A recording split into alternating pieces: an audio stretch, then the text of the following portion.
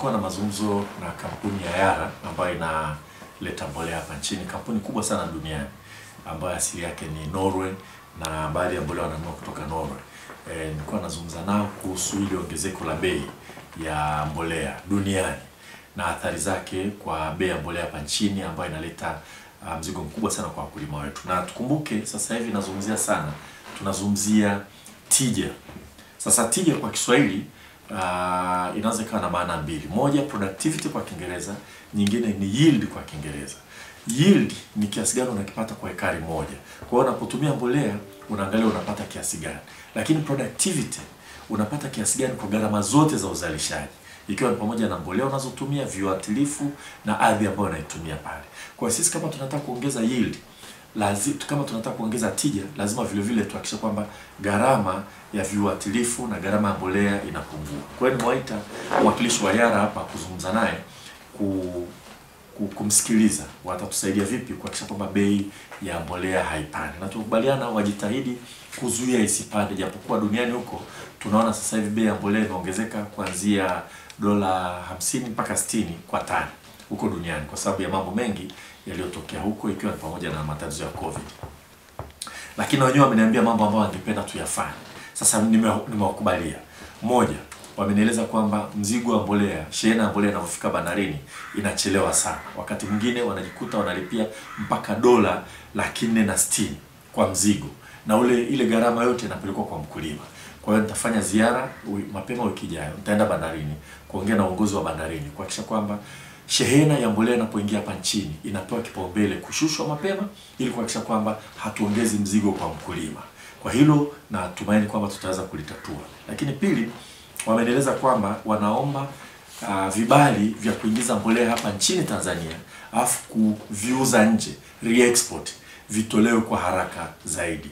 Vibali hivyo sasa hivi vinatolewa na waziri. Kwa hiyo wanaanzia pale TFRA wanavileta kwa mkurugenzi analeta kwa waziri anaidhinisha, alafu vinarudi taratibu mpaka TFRA. Matokeo yake tunakuwa na ufanisi mdogo. Kwa hiyo wanaingiza mbolea ambayo ikishaingia hapa nchini, nyingine inauzwa Rwanda, nyingine inauzwa Burundi na inauzwa Zambia na kadhalika. Kwa hiyo nimeamua kuanzia leo vibali vya kuuza mbolea ambayo imeshaingia nchini vitatolewa na TFRA na vitatolewa online.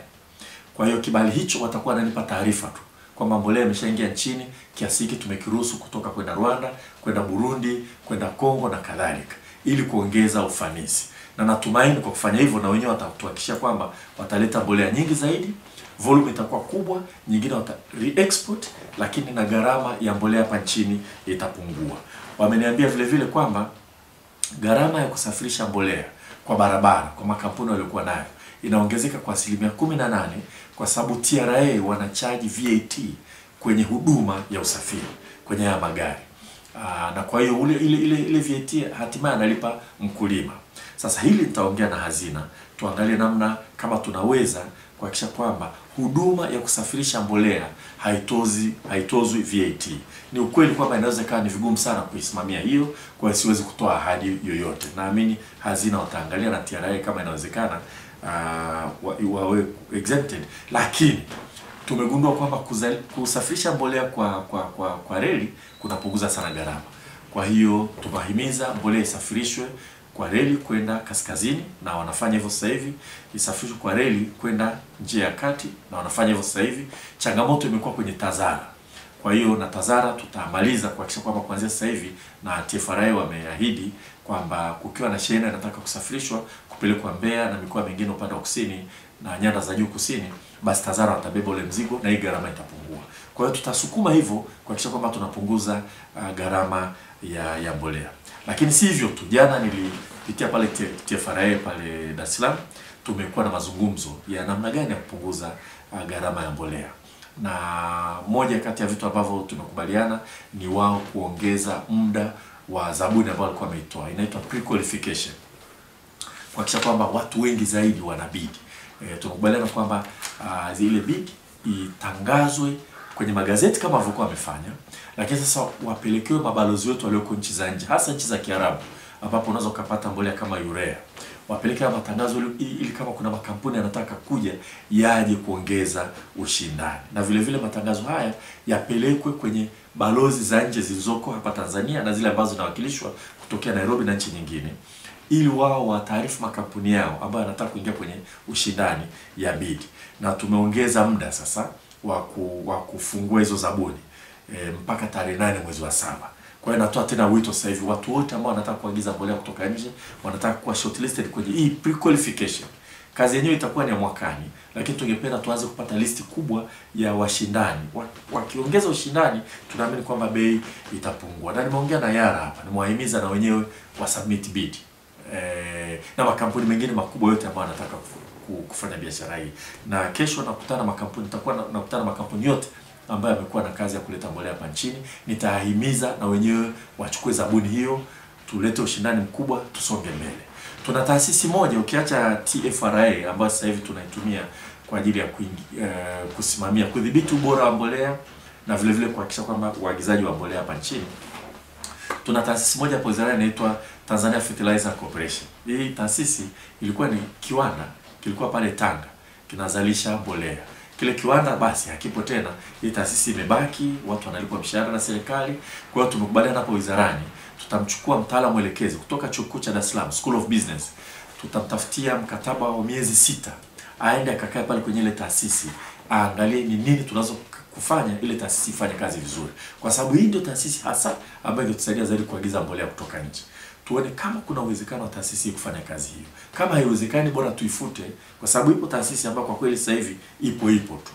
Na hata kwenye auditing nimeona haikuweza kufanya auditing kipindi kilichopita. Kwa hiyo tutatumia Tanzania Fertilizer Corporation ambayo ipo kuhakikisha kwamba tunatumia kuona uwezekano wa kutumia kwenye kuagiza mbolea. Lakini nahimiza Watanzania na watu wote wawekezaji waje wawekeze katika uzalishaji wa mbolea. Nimeambiwa hiyo phosphate ambayo inazalishwa pale Minjingu, kile kiwanda kilichopo pale hakijaweza kuibadilisha ile phosphate wanaita P iweze kutumika mara moja na wakulima. Sasa salamu zangu kwa ile kampuni pale, nimewatembelea, nimewahimiza, tutawalinda wawekeze kuhakikisha kwamba tunaweza tukaitumia ile phosphate mara moja kwa ajili ya uzalishaji hapa nchini. Kwa sasa hivi inachukua gestation period muda mrefu sana. La sivyo tutaalika kampuni nyingine iende pale ambayo iko tayari kuhakikisha kwamba wanawekeza kwa teknolojia ya kuitumia ile phosphate mara moja kwa ajili ya kilimo. Na Yara wenyewe nimewaambia wakaangalie pale. Najua kwamba madini haya yako ya kutosha pale. Sasa yule ambaye ameshapewa leseni tungependa kumlinda, lakini tunamlinda nini kama yeye hawezi kuwekeza teknolojia ya kutuzalishia mbolea hapa nchini?